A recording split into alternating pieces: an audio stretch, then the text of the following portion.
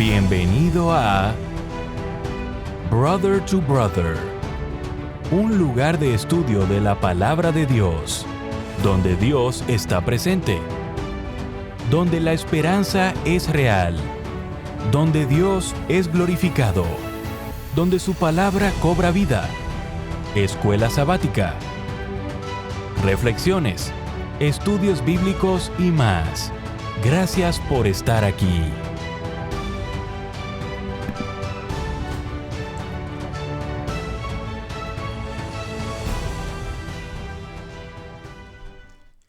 Muy bienvenidos, queridos hermanos, a su programa Brother to Brother. Les saluda Gerson Anaya, agradecido primeramente con Dios porque hemos llegado al final de este estudio del libro de Hebreos. 13 lecciones, 3 meses. Espero que hayan sido provechosos para ustedes, así como lo ha sido para su servidor. Esta semana estaremos estudiando, ¿verdad? El título es Permanezca el amor fraternal. Antes de comenzar con este estudio, yo les suplico que por favor traigan su Biblia, traigan su lección, traigan un lápiz o una pluma para poder tomar notas y así todos juntos podemos repasar este estudio y así aprender cada día más acerca del amor fraternal que ofrece el Señor Jesús. Antes de orar, recuérdense que ustedes pueden ayudarnos, ¿verdad? Dando sus manitas por ahí, dando sus me gusta, sus likes al video. Y también recuerde que usted se puede suscribir gratuitamente. Así cuando usted escuche esa campanita, usted sabrá de que ha llegado un nuevo video. Le agradecemos de todas maneras, hermanos, porque sé que muchos lo están haciendo. Tenemos más vistas de lo normal en este trimestre y esperamos que el próximo trimestre sea aún mejor. Bueno, acompáñenme entonces reverentemente. Vamos a orar para invitar a Dios, para que sea el Espíritu Santo el que nos guíe a través de este estudio y que así podamos gozarnos y podamos aprender cada momento y cada palabra que el Señor ha podido permitir que esté registrado en estas lecciones. Acompañen, por favor. Señor, queremos agradecerle primeramente por la vida que nos da. Le agradecemos también por la salud que tenemos y por permitirnos, Señor, estar aquí en este lugar a través de este sistema de video en donde podemos nosotros repasar, estudiar, Señor, estas enseñanzas que son de mucho beneficio para cada uno de nosotros. Le pido que por favor se quede como nuestro maestro principal y que usted pueda llenar nuestra mente y nuestros pensamientos, Señor, de sabiduría que nos ayude a retener, que nos ayude sobre todo a practicar. En el nombre de Jesús. Amén. Hoy sí, mis hermanos, traiga su lección. Recuérdese que por ahí la tiene, tráigala, no la deje, para que así podamos ir en un mismo contexto. Recuérdense que ahí está el título, ¿verdad?, de esta semana, Permanezca el amor fraternal. Y ahí creo que el versículo para memorizar va a ser pero súper fácil de memorizarlo. Así que se lo voy a poner, pero ustedes ya saben cuál es el versículo, ¿verdad?, que se encuentra en el capítulo 13 de Hebreos y el versículo 1. Y dice, igual que el título, permanezca el amor fraternal. Saben, hermanos, que Hebreos capítulo 13 presenta la amonestación final de parte del apóstol, ¿verdad? Y esa amonestación es que permanezca el amor fraternal. Él nos ha asegurado a lo largo de la epístola que somos de la casa del Rey, del sumo sacerdote Jesús, que somos sus hermanos y hermanas. El autor no concibe a la audiencia, o sea, no nos pone a nosotros no solo como un grupo de personas que se ocupan de su salvación, sino en una relación personalizada con el Señor Jesús. También los identifica como una familia o un hogar donde todos nos salvamos juntos. Pablo caracteriza la obra de Jesús en nuestro favor como el amor fraternal. ¿Por qué? Porque Jesús no se avergüenza de llamarnos a nosotros hermanos. Por lo tanto, los creyentes deben hacer por los demás lo que Jesús ha hecho por nosotros. A lo largo de la carta, el amor fraternal implicaba primeramente, ¿verdad?, ciertas facetas, pero una de ellas era la exhortación de los unos hacia los otros, para que nadie, ¿verdad?, nadie carezca de la gracia de Dios. En el capítulo 13 también se incorporan diversos elementos, por ejemplo, la hospitalidad, el visitar, el apoyar a los que están presos, a los enfermos, a los que han sido maltratados.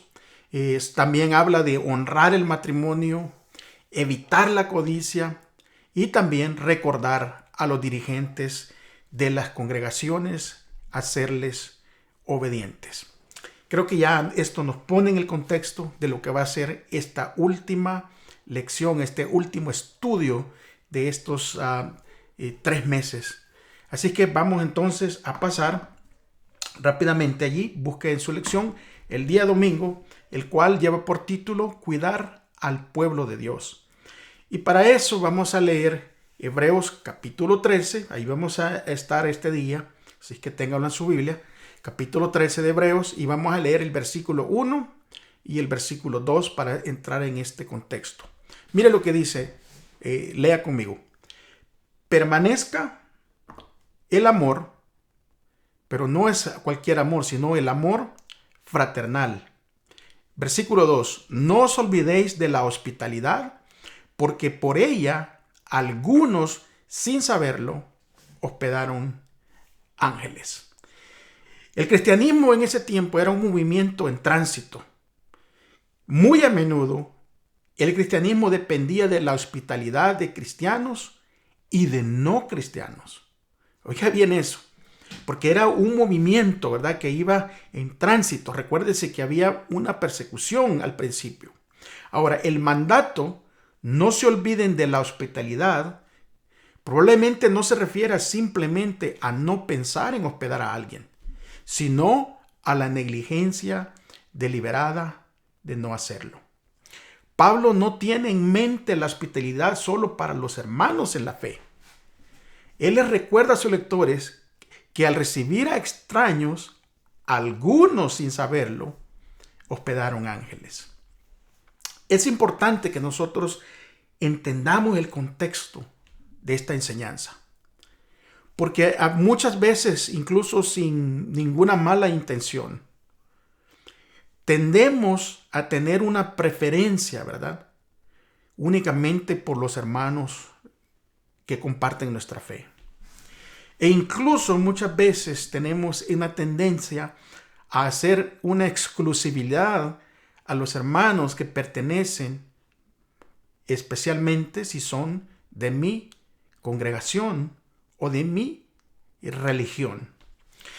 Y aquí nos está abriendo los ojos que la hospitalidad se le tiene que extender a cualquier persona que lo necesite, a cualquier extraño que lo necesite, porque no vaya a ser, ¿verdad?, que sin saberlo estemos no hospedando a un ángel que tal vez trae bendiciones para nosotros, que tal vez nos quiere probar de una manera u otra.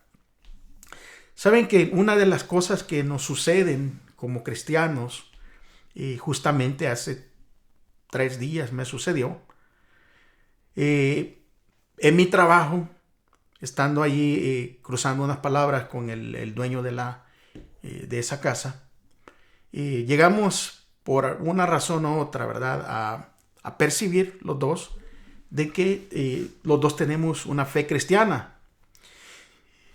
Y la pregunta que me hizo es la pregunta que tal vez le han hecho a ustedes en varias ocasiones. Y esa pregunta es, ¿a qué iglesia perteneces? A mí me han hecho esa pregunta cantidad de veces. ¿A qué iglesia eres? ¿De qué religión eres? Déjenme aclarar algo, hermanos. Yo pertenezco a Cristo únicamente. Yo sigo a Cristo. Yo me identifico con Cristo. Porque la verdadera religión es la que se identifica con Cristo Jesús. No es una entidad por nombre.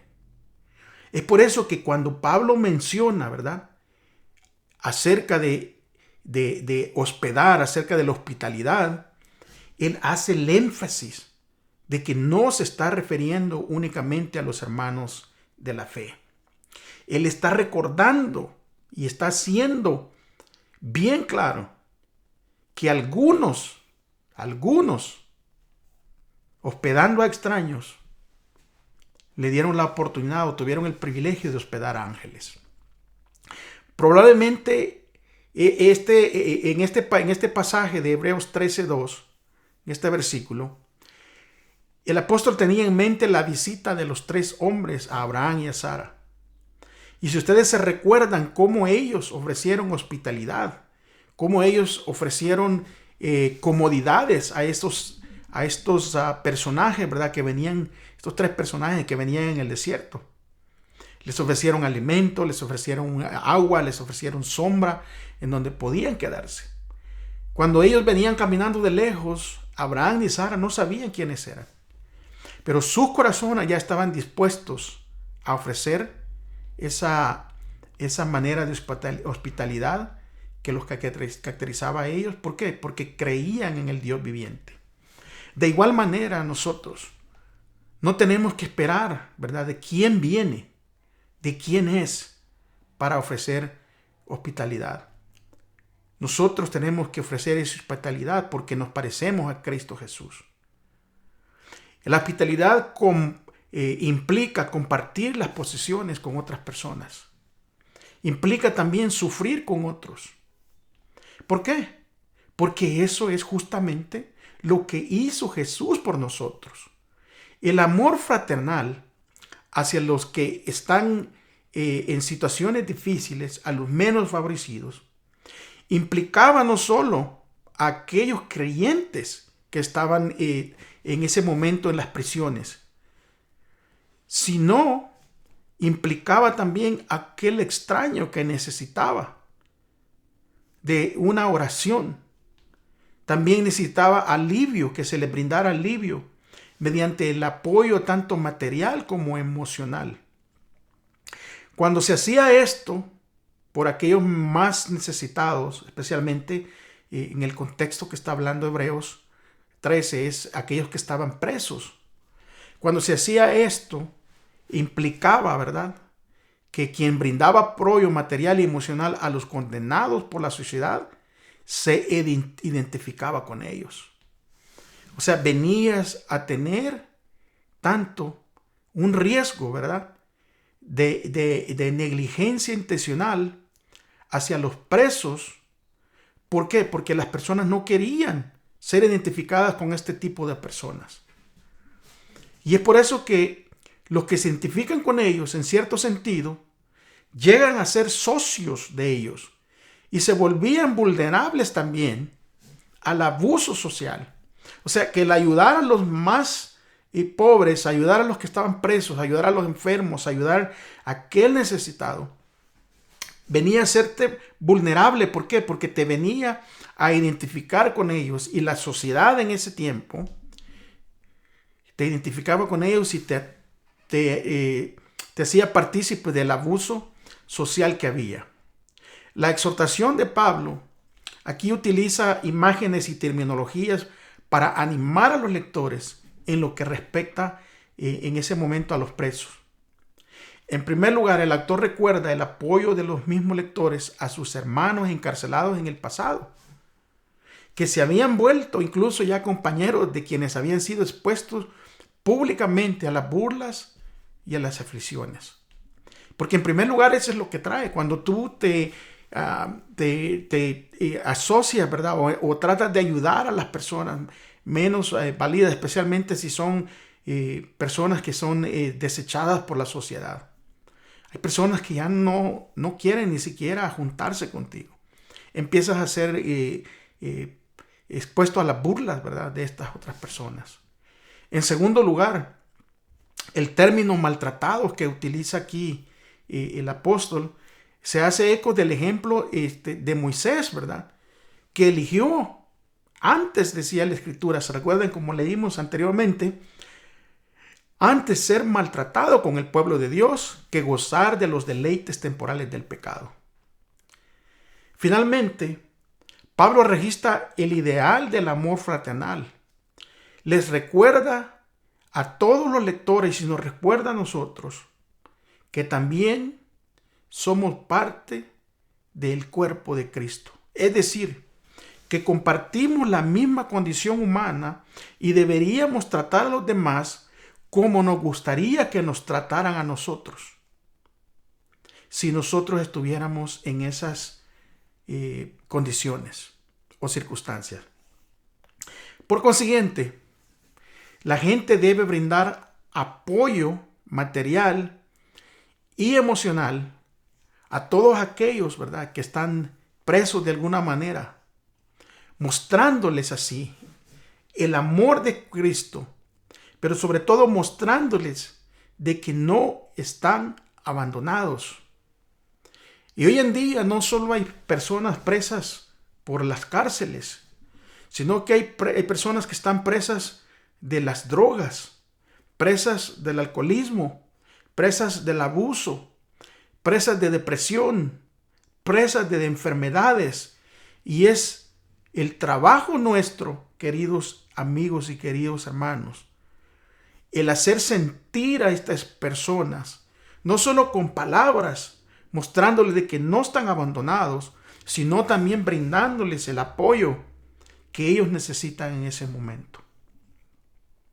Muchas gentes están a punto o al borde del suicidio porque están emocionalmente caídas y están necesitadas de alguien que les escuche únicamente. A veces las personas tienen todo lo material, no necesitan nada material, pero sí tienen una gran necesidad emocional. Y es por eso, hermanos, que al estudiar estas lecciones, estamos viendo cómo Dios nos va guiando a prepararnos para poder ser ese apoyo, poder ser esas manos, poder ser esos pies, poder ser esos oídos, poder ser esos labios que brindan palabras de apoyo, para que los que no conocen a Jesús lo puedan llegar a conocer a través de nosotros. El día lunes, mis hermanos, el día lunes, dice codicia e inmoralidad sexual. Ahora, el apóstol Pablo advierte a los lectores contra la inmoralidad sexual y la codicia, porque eran dos graves amenazas hacia el amor fraternal. A decir verdad, los autores del Nuevo Testamento y los filósofos moralistas de la antigüedad notaron que hay una conexión entre estos dos asuntos, entre la inmoralidad sexual y la codicia. El llamado del apóstol Pablo a honrar el matrimonio implicaba evitar cualquier cosa que lo denigrara. Esto incluía la abstención de violar el voto matrimonial y los divorcios injustificados. La exhortación a mantener la pureza del lecho matrimonial se refiere a evitar la profanación del matrimonio a través de relaciones sexuales afuera de este. También la expresión fornicarios se refiere en el Nuevo Testamento a toda forma de inmoralidad sexual. La sociedad está bombardeando, especialmente a los jóvenes, a través de las redes sociales. Los están empujando hasta que hagan este tipo de inmoralidades. Yo no sé si ustedes han notado, pero a veces da tristeza mirar jovencitas, ¿verdad? Jovencitas semidesnudas en las redes sociales por tal de agarrar unos likes o de hacer negocio, ¿verdad? Con exponiendo sus cuerpos. Y déjenme decirles, ¿verdad?, que si alguna jovencita tal vez ha caído en esto, porque este tipo de inmoralidades también son, ¿cómo les pudiera decir? Son aditivas. Son adictivas ese tipo de inmoralidades. A exponer, ¿verdad? Exponer sus cuerpos. Hay ayuda emocional. Hay ayuda a través de expertos. Pero sobre todo hay ayuda espiritual en donde puedes acudir a un grupo de apoyo, a un grupo de oración, en donde oren por ti, en donde te ayuden. Porque toda esta, cuando te expones, ¿verdad? Hasta desnudar tu cuerpo en las redes sociales, déjenme recordarte que todos estos videos, todas estas fotografías que a veces se suben en las redes sociales, quedan allí plasmadas. Y cuando te cases, cuando tengas hijos, cuando tengas nietos, no creo que vaya a ser tan agradable que tus hijos y tus nietos, o tal vez tu pareja que tú logres conocer en el futuro, vea todo este tipo de inmoralidad, ¿verdad?, que se está dando. Saben que la sociedad grecorromana era bien laxa en lo que respectaba a la ética sexual. Era bien común en ese tiempo tener una doble moral. Y esto les daba licencia a los hombres para tener relaciones sexuales siempre que fueran discretos. Y es por eso que el apóstol Pablo, en este contexto, él advierte. Porque hoy en día parece que también estamos viviendo en una sociedad que es muy laxa en lo que respecta a la ética sexual.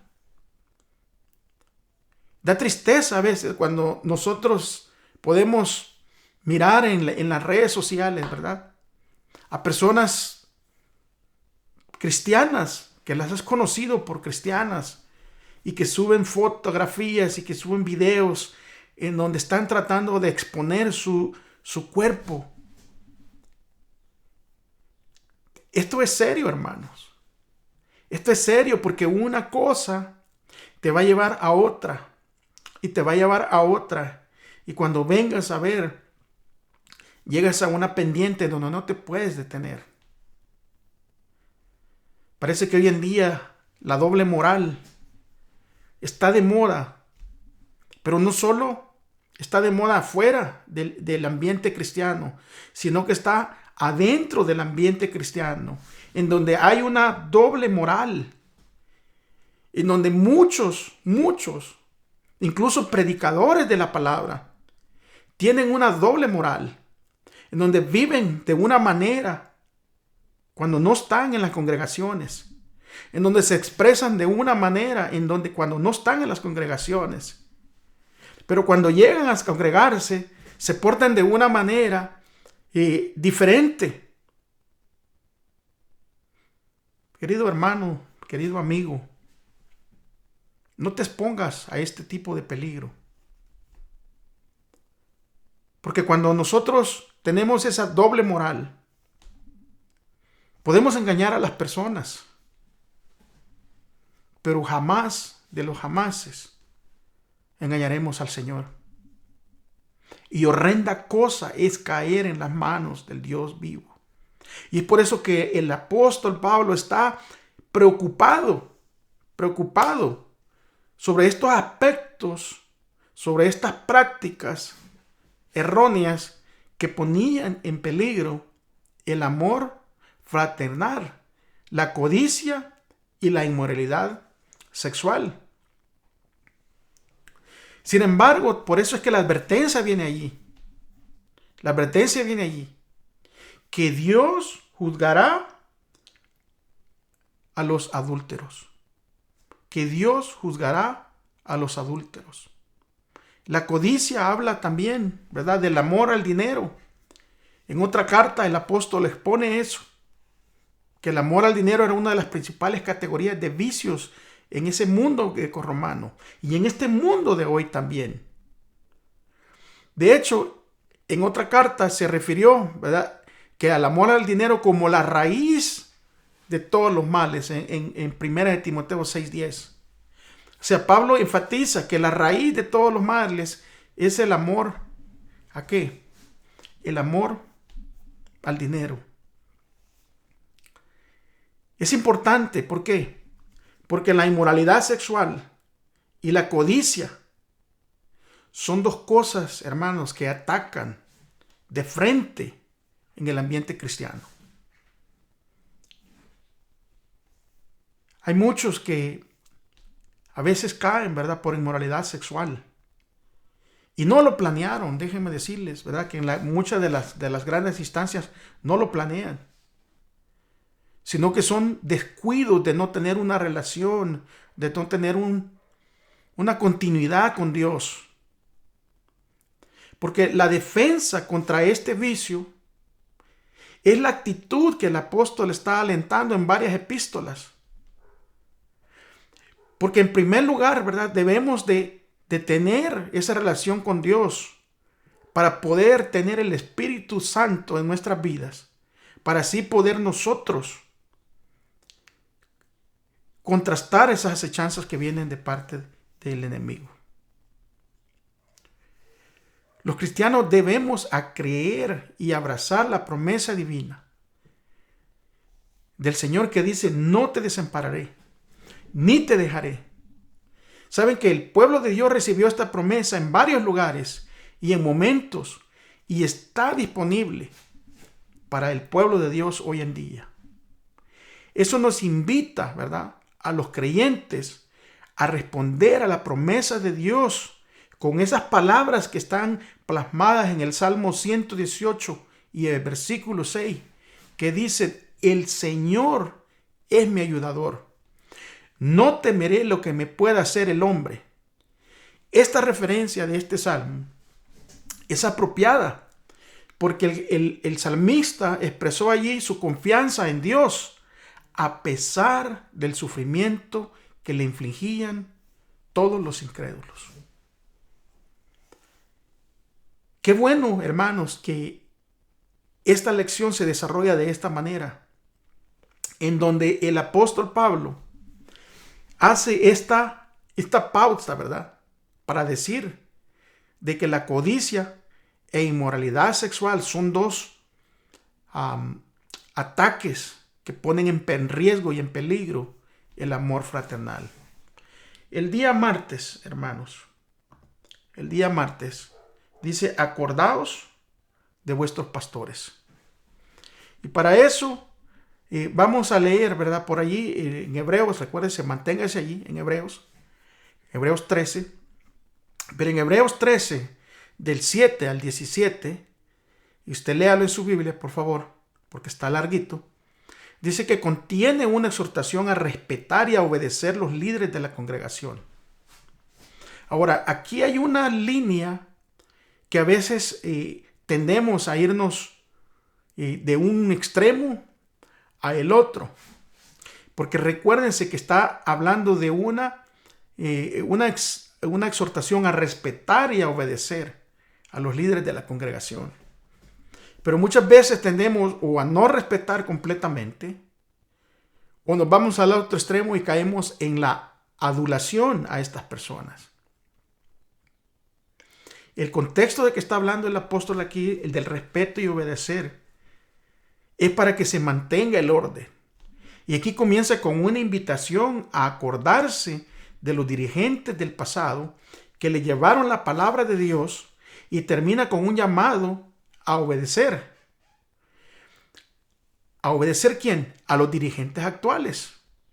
Hebreos capítulo 13 y versículo 17, yo creo que lo podemos buscar por ahí. Dice de la siguiente manera: obedecer a vuestros pastores y sujetaos a ellos, porque ellos velan por vuestras almas, ¿verdad? Velan por vuestras almas, como quienes han de dar cuenta, para que lo hagan con alegría y no quejándose, porque esto no es provechoso. El llamado a acordarse de ellos no se refiere simplemente a un ejercicio mental ¿verdad? Me estoy acordando del pastor o me estoy acordando del dirigente, ni a un atributo externo que los honre. Pablo explica que deben recordarlos reflexionando en el resultado de la conducta de ellos e imitando su fe. Está viendo el contexto, está viendo lo que la lección nos está aclarando. claramente aquí no está hablando, ¿verdad?, de que solamente pensar mentalmente, ni de un atributo externo que los honre a estos dirigentes, sino que Pablo explica puntualmente que deben recordarlos reflexionando en el resultado de la conducta de ellos e imitando su fe. Qué grato es, hermanos, cuando encontramos a estas personas, ¿verdad?, que son personas que se percibe de cómo tienen una relación con Dios, en la manera que se conducen, en la manera que reaccionan, en la manera que tratan incluso a aquellos, ¿verdad?, que han errado, porque tienen la misma actitud y la misma manera de actuar como Cristo lo hizo. Para Pablo, el mayor acto de recuerdo y honra es la emulación. De esta manera, Pablo ha añadido a los líderes fundadores de la congregación a la lista de héroes fieles, ¿verdad?, a quienes los creyentes deben considerar con atención. Esta lista incluye a los héroes de la fe del capítulo 11 de Hebreos y a Jesús, el ejemplo consumado de la fe. Porque el autor además señala a Jesús, que es el mismo Jesús. El mismo Jesús. ¿Cuándo? Ayer, hoy y para siempre. De Hebreos 13:8. Él contrasta totalmente con los falsos maestros que cambian con el tiempo y cuyas enseñanzas llegan a ser diversas y llegan a ser extrañas. El evangelio de Cristo, hermanos y amigos, es eterno, no cambia. El evangelio de Cristo es el mismo. Es por eso que el llamado a recordar a los dirigentes en Hebreos 13:7 se repite en términos más contundentes al final del capítulo. Se exhorta a los creyentes a obedecer a los líderes porque ellos se preocupan por sus almas. Aquí se describe a los dirigentes como pastores que están a cargo del bienestar espiritual de la congregación. Hermanos y amigos, déjenme decirles de que en el contexto bíblico, si usted, hermano, está en una congregación en donde le parece que su dirigente no está actuando correctamente, lo único a lo que la Biblia lo autoriza es a orar por esta persona, a aconsejarlo, a hablar con él. Pero en ninguna manera la Biblia lo autoriza a usted a que lo juzgue. Porque aquí se describe, ¿verdad?, que este tipo de dirigentes que están a cargo de las congregaciones, a cargo del rebaño, y se les recuerda a los dirigentes, se recuerda claramente aquí que ellos darán cuenta a Dios por el estado espiritual, no solo de ellos, sino el estado espiritual de su rebaño. Sin duda, la idea también debería aplicarse a todos los líderes, hermanos y amigos de nuestras iglesias, así como a todos los niveles de nuestras iglesias en la actualidad. Claramente esta lección está dejando, ¿verdad?, bien puntual y bien definido que en todos los niveles nosotros somos dirigentes y que vamos a dar cuenta. Pero que le vamos a dar cuenta ¿a quién? Le vamos a dar cuenta a nuestro Dios. Es por eso, hermano y amigo, si usted es líder en cualquier área, en cualquier nivel de su iglesia, hágalo. Pero hágalo todo como sirviendo al Señor, como dice la palabra. El contexto también sugiere que estos líderes son pastores adjuntos que sirven bajo las órdenes de Jesús, el gran pastor de pastores de las ovejas. Es por eso que es importante reconocer, ¿verdad?, el estado espiritual. Por eso es que había advertido anteriormente de esa doble moral. El líder tiene que ser líder dentro y fuera de la congregación. Tiene que comportarse de la misma manera que se comporta dentro de la congregación, se tiene que comportar afuera. Porque últimamente, como líderes, vamos a darle cuenta a Dios. La combinación del cuidado y la fidelidad de los dirigentes y la obediencia o confianza de los miembros producirá una alegría. Cuando se combina todo esto, cuando hay cuidado y fidelidad, ¿verdad?, de los dirigentes, y esa fidelidad trae confianza sobre los miembros, ¿verdad?, en el liderazgo, eso va a producir que se trabaje en gozo. Esto puede indicar que los líderes podrán servir a la congregación con alegría. ¿Por qué? Porque darán cuenta a Dios con alegría y no con tristeza. Cuanto más elevado sea el cargo que ocupe un hombre y mayor sea la responsabilidad que se ha de llevar, más amplia será la influencia que ejerza y tanto más necesaria será que se confíe en Dios. El líder, hermano, tiene que confiar en Dios. El líder tiene que estarse santificando con Dios. Porque si no, empezamos como líderes a hacer las cosas que nosotros creemos que son las correctas. Y no nos basamos en la palabra de Dios. El líder tiene que estar, hermanos, confiando en Dios. Debe recordar siempre el líder que juntamente con el llamado a trabajar, le llega la invitación a andar correctamente delante de sus semejantes. Vea esto, hermanos. El líder debe recordar eso. Que el llamado al servicio, el privilegio del servicio, trabaja juntamente y llega junto con esa invitación, con ese privilegio de trabajar, la invitación a andar correctamente delante de sus semejantes. El líder debe conservarse delante de Dios y de la actitud de que está aprendiendo de Dios mismo. Oiga bien esto que les voy a decir. Los cargos no dan santidad de carácter. ¿Está escuchando? Los privilegios de servir en la iglesia no dan santidad de carácter. Honrando a Dios y obedeciendo es como un hombre llega a ser realmente grande. O sea, la santidad viene de parte de una relación íntima con el Señor Jesús. Es por eso que hoy en día muchos dirigentes, hermanos, confunden al pueblo.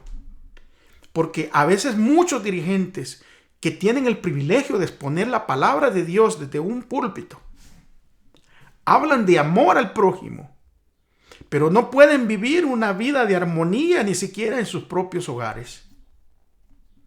Y es esta advertencia, hermanos, que está llegando, esta advertencia que está llegando hasta nosotros, porque esta advertencia la tengo que tomar personalmente yo, como líder, y tener bien en cuenta que el privilegio que Dios me ha dado de servirle no trae no va a dar resultado de ninguna santidad de carácter, sino que tengo que honrar a Dios obedeciéndole para llegar a realmente a ser un hombre de fe, un hombre grande en la fe. La senda de los hombres que han sido puestos como dirigentes no es fácil, hermanos. Pero ellos han de ver en cada dificultad una invitación a orar. Óigase bien, el camino al servicio es difícil como dirigentes. Pero cuando miremos algo difícil, eso miremoslo como una oportunidad para que nosotros busquemos al Señor en oración para que Él nos dé la dirección de qué hacer. El dirigente nunca dejará de consultar a la gran fuente de toda sabiduría que viene de Dios. Y ya fortalecidos e iluminados, ¿verdad?, por el gran maestro, se verán los dirigentes capacitados para resistir firmemente las influencias profanas y para discernir entre lo correcto y lo erróneo, entre el bien y el mal. Creo que si hay algo, hermanos, que tenemos que atesorar en nuestro corazón, es las enseñanzas de este día.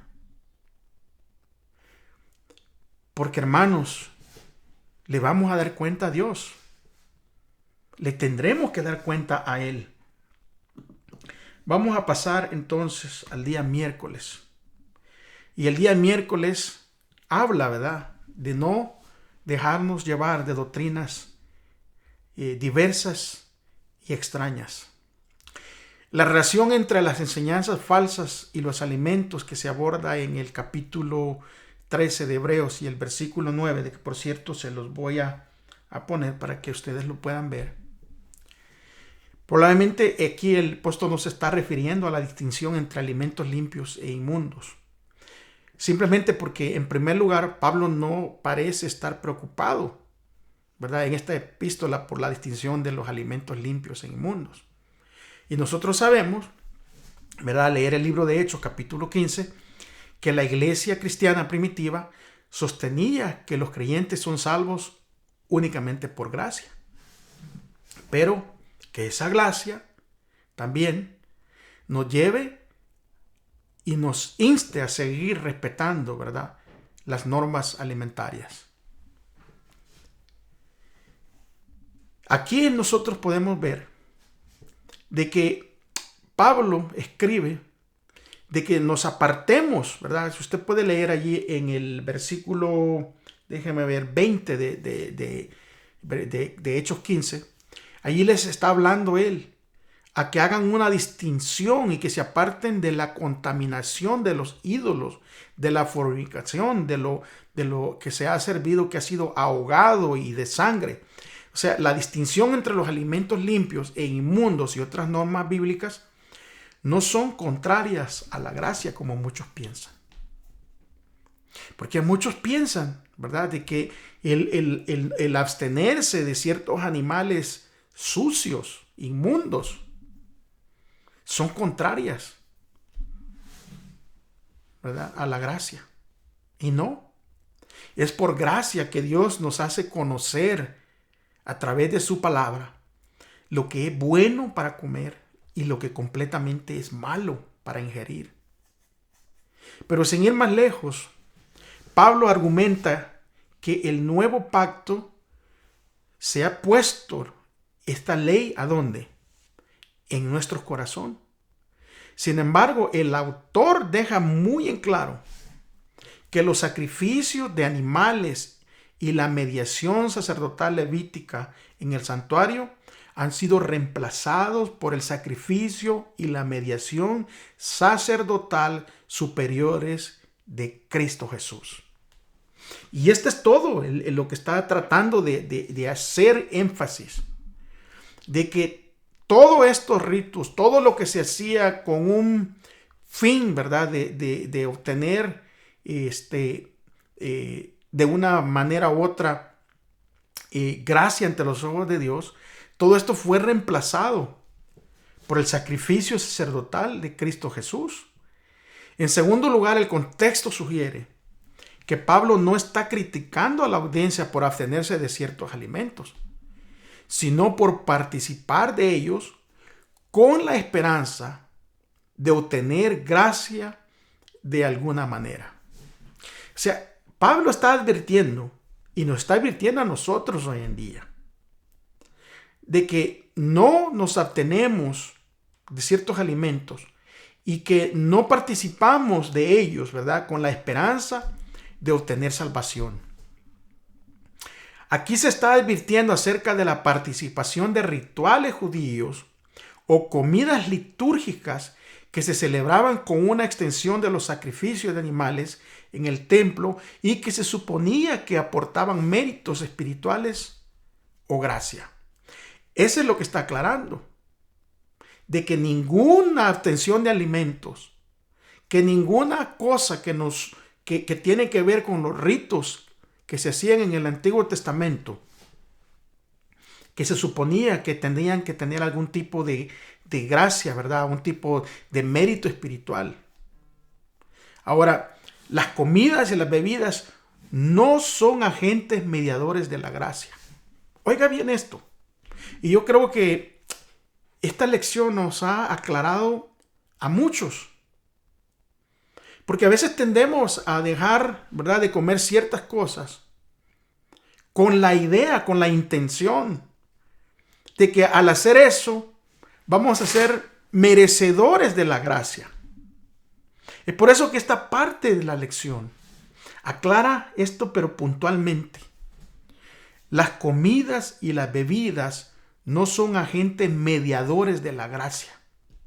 Recibimos la gracia solo a través del sacrificio y la mediación sacerdotal de Jesucristo. En Hebreos, la gracia proviene del trono de Dios. Esta gracia, arbitrada por Cristo, es un ancla segura y firme que está sujeta al mismo trono de Dios. Es en esta gracia que recibimos mediante el sacrificio de Cristo lo que brinda estabilidad y seguridad a nuestro corazón. Cuando el corazón ha sido afirmado de esta manera, no será llevado por nuevas doctrinas, ni se desviará del camino de Dios. Es por eso que creer y poner nuestra confianza completa en el sacrificio que Cristo hizo por nosotros, eso nos va a dar la seguridad y nos va a afirmar y no vamos a ser llevados por ningún viento de cualquier otra doctrina extraña. Hay que reflexionar en el sacrificio perfecto de Cristo, porque la idea de cualquier otra cosa que hagamos para añadirle a este sacrificio es contraria al Evangelio y contraria a la gracia que encontramos en Jesús. Las penitencias, las mortificaciones de la carne, la constante confesión del pecado sin arrepentimiento sincero, los ayunos, las fiestas religiosas y las ceremonias externas que no van acompañadas de una verdadera devoción, todas estas cosas que he mencionado, hermanos, no tienen valor alguno. El sacrificio de Cristo es suficiente. Él hizo una ofrenda total y eficaz a Dios. Y el esfuerzo humano, sin el mérito de Cristo, no tiene valor alguno. No solamente no tiene valor alguno, sino deshonramos a Dios siguiendo esta conducta, pretendiendo que con mi actitud, con mi forma de comer, con mi forma de hacer cosas, yo estoy ayudando o estoy echándole una mano a Cristo. No deshonremos a Dios de esa manera. Es la gracia que llega a nuestras vidas, esa salvación que se nos ofrece por gracia, que tiene un efecto natural en aquel que recibe esa gracia por fe y que lo va a llevar a alejarse del pecado y que lo va a llevar a dejar cosas que están escritas en la Biblia para no hacerlas. El dejar de apreciar el valor de la ofrenda de Cristo tiene una influencia degradante, porque esteriliza nuestras expectativas y nos priva de nuestros privilegios. Nos induce a recibir teorías inseguras y peligrosas concernientes a la salvación que fue comprada para nosotros a un precio infinito, hermanos. Creo que estamos cerrando con broche de oro estas lecciones por estos 3 meses y estamos dejando en claro y abriendo esta puerta de sabiduría. Porque muchos que nos abstenemos de comer ciertos alimentos, que nos abstenemos de adorar en un día falso. Porque si no está escrito en la santa palabra de Dios, es falso. Si Dios no lo dejó establecido, es falso. Y a muchos nos juzgan por lo que nos abstenemos de comer ciertos animales impuros. Pero no lo hacemos para obtener la salvación. Lo hacemos porque la gracia de Cristo nos ha abierto nuestra mente y nuestra sabiduría para no dañarnos nosotros mismos.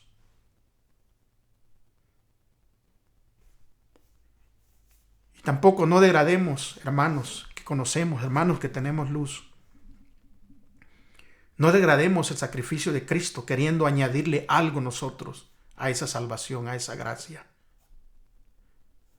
Simplemente abracémosla por fe y dejemos que esa fe nos lleve al conocimiento de nuestro Salvador y que transforme nuestras vidas.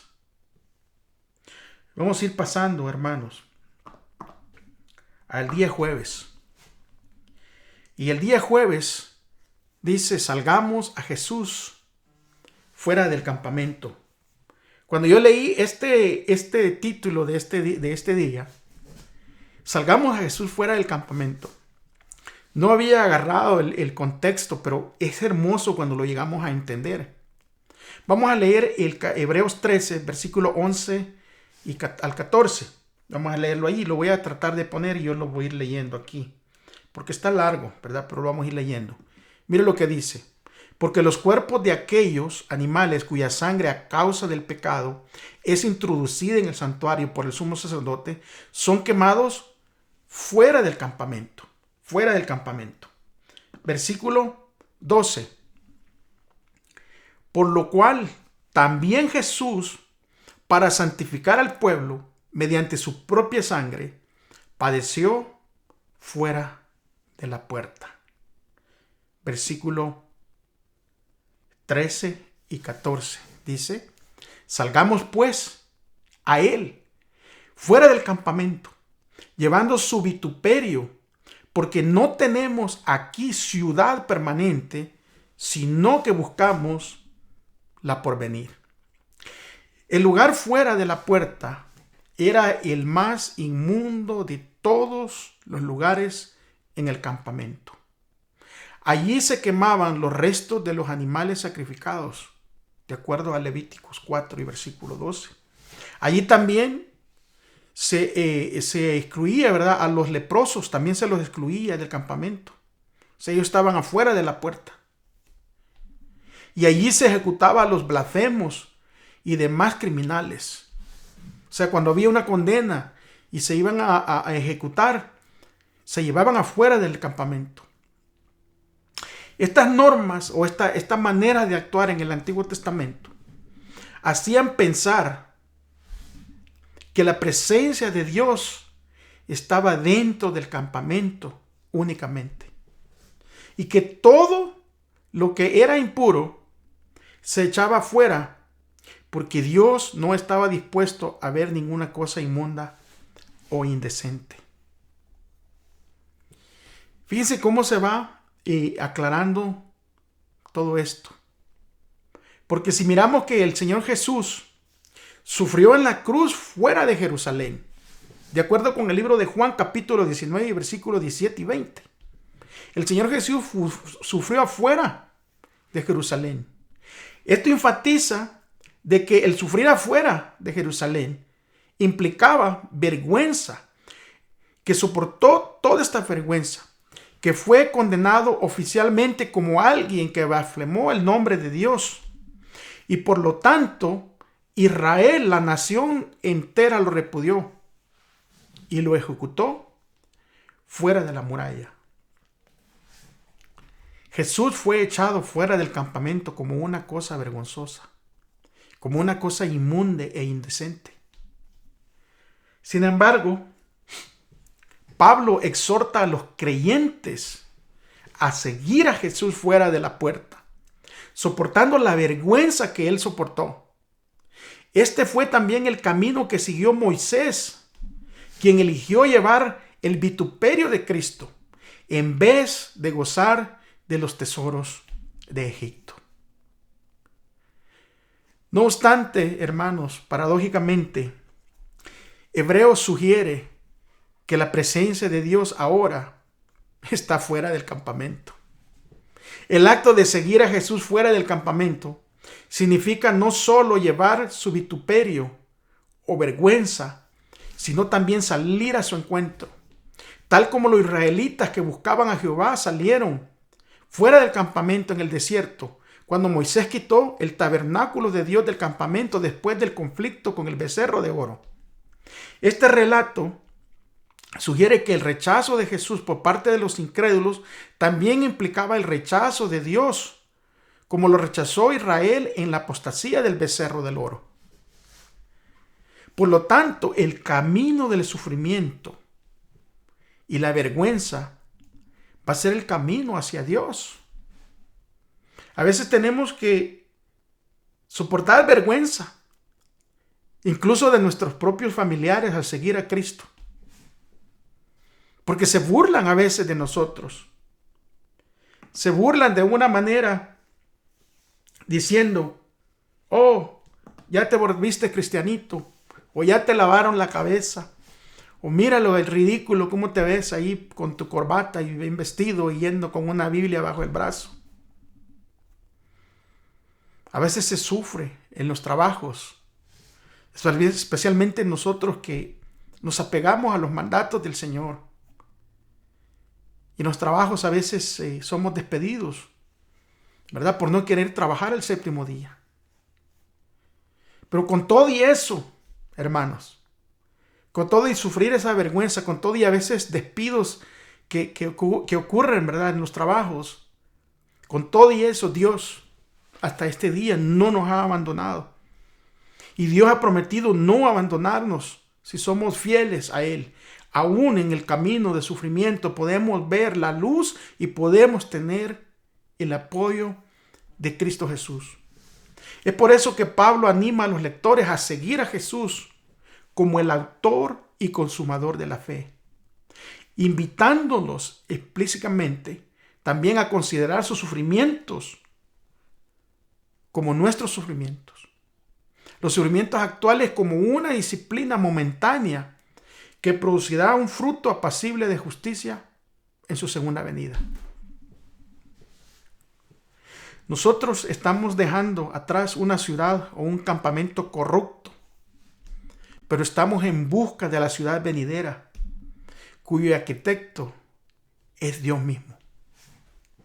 El resplandor que procede del verdadero cristiano testifica de su unión con Cristo. Oiga bien eso.